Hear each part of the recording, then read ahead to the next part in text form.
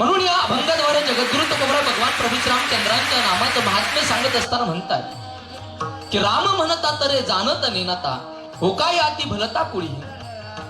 जगद्गुरु तुकोबराय सांगताय की भगवान प्रभू श्रीरामचंद्रांचं नाव जर मनुष्यानं घेतलं, जाणतेपणाने म्हणजे एखाद्या अभ्यासकाने जरी घेतलं, तो तर तरतोच तरतो.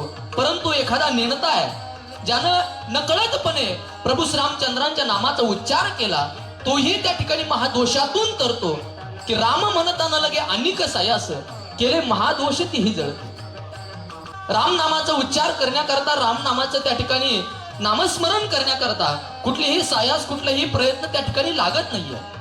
आणि ते नामचिंतन घेतल्यानं जीवाला काय फायदा होणार आहे, तर जीवाकडून जे काही कळत नकळत जे काही महादोष झाले ते जळून जाण्याचं काम राम भगवंताच्या त्या ठिकाणी नामस्मरणामध्ये.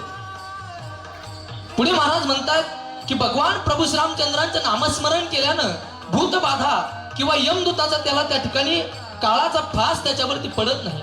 त्याचं कारण प्रभू श्रीरामचंद्रांचे भक्त मारुतीराय, आणि मारुतीरायांचं जरी नामचिंतन केलं तर ते प्रभू श्रीरामचंद्रांना त्या ठिकाणी अर्पण होत असतं. आणि अशा प्रकारे जर आपण त्यांचं नामचिंतन केलं तर त्या ठिकाणी आपल्याला कुठलीही भूतबाधा लागत नाही. भगवान प्रभू श्रीरामचंद्रांचं नाम घेतल्यानं हा जो दुःखरूपी जो भवसागर आहे, तो भवसागर तरुण जाण्याची ताकद त्या भगवान प्रभू श्रीरामचंद्रांच्या नामस्मरणामध्ये.